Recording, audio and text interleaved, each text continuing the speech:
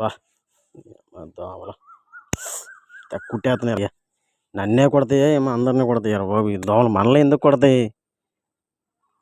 Okay friends, నేను మీ రాజేష్ రేపు. మీకు ఎప్పుడన్నా ఇలాగ అనిపించిందా? అయితే వచ్చాను మన వీడియోలోకి. మనల్ని దోమలు ఎందుకు కొడతాయి, అసలు ఈ దోమలు మనల్ని రక్తాన్ని ఎందుకు పీలుస్తాయో, పీల్చినాక మనకేమవుద్ది, అసలు కుట్టకుండా ఎలాంటి జాగ్రత్తలు తీసుకోవాలి, కుట్టకుండా ఉండాలంటే ఏం చేయాలో అన్నీ మన వీడియోలో ఉన్నాయి, చూసేద్దాం రండి. Okay friends.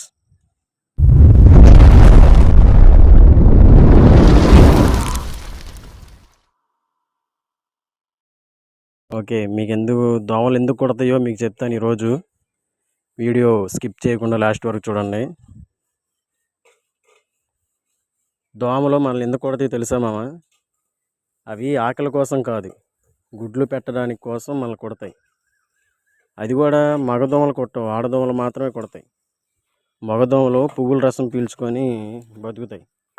ఆడదోమలు మన రక్తాన్ని, గుడ్ల కోసం, మన దగ్గర ఐరన్ ప్రోటీన్ ఉంటాయి కాబట్టి మన రక్తాన్ని పీల్చుకొని గుడ్లు పెడతాం కోసం దోమలు మన రక్తాన్ని పీలుస్తాయి. దోమలు మనల్ని ఎలా గుర్తిస్తాయి చెప్పనా? మన దగ్గర మనం ఊపిరి గాలి పీల్చుకొని బయటకు వదులుతాం కదా, మన కార్బన్ డైఆక్సైడ్ ఆ వాసన చూసి మన దగ్గర నుంచి వచ్చేస్తుంది దోమలు.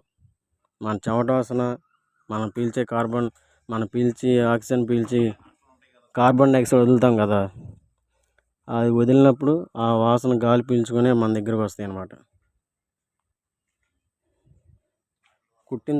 దోమ కుట్టిన తర్వాత ఒకవేళ దురదలు వస్తాయి. అది ఎందుకు వచ్చిందో చెప్పనా? మన బాడీ దోమలో కుట్టిన తర్వాత ఆ యొక్క లాలాజలం విడుదల చేస్తాయి కదా లోపల, శరీరం లోపల. ఆ విడుదల చేసినప్పుడు మన బాడీ ఏదో కొత్త బ్యాక్టీరియా మన శరీరంలోకి వచ్చిందని చెప్పి అలర్ట్ అయ్యి దాని మీదకి మన తెల్ల రక్త కణాలు దాడి చేస్తాయి. ఆ దాడి చేసినప్పుడు ఇది చచ్చిపోతాయి అన్నమాట. దోమలు వదిలిన లాలాజలం దాని మీద దాడి చేయడానికి అది మన శరీరంలో ఒక బ్యాక్టీరియాని వదులుతాయి. అప్పుడు మనకి దురద వచ్చింది దానివల్ల. అయితే ఈ దోమల బెడద మనకి తప్పదనుకుంటే మనం చేసుకునే దాంట్లో ఉంటుంది ఫ్రెండ్స్. ఎందుకంటే మన చుట్టుపక్కల పరిసరాలు శుభ్రం చేసుకోవాలి. టైర్లో, కొబ్బరి చెప్పుల్లో నీళ్ళు నిల్వ ఉండకూడదు. మొక్కలు అవి పిచ్చ మొక్కలు అవి పెరగకూడదు అన్నమాట. నీట్గా శుభ్రంగా ఉంటే దోమలు కూడా పెరగవు. వీలంత వరకు దోమల బ్యాట్లు, ఆల్ అవుట్లు, దోమల తెరలు వాడండి.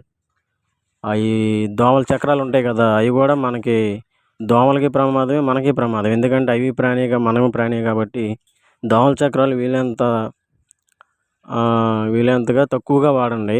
ఒకవేళ వాడే లెక్క అయితే పడుకునే ముందు 1 గంట ముందే దోమల చక్రం వెలిగించుకొని పెట్టుకొని దోమలన్నీ వెళ్ళిపోయిన తర్వాత ఆరిపేసి అప్పుడు పడుకోండి.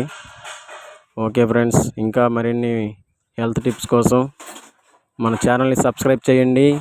మీ రాజేష్ రేప్ ఎప్పటికీ మీతోనే.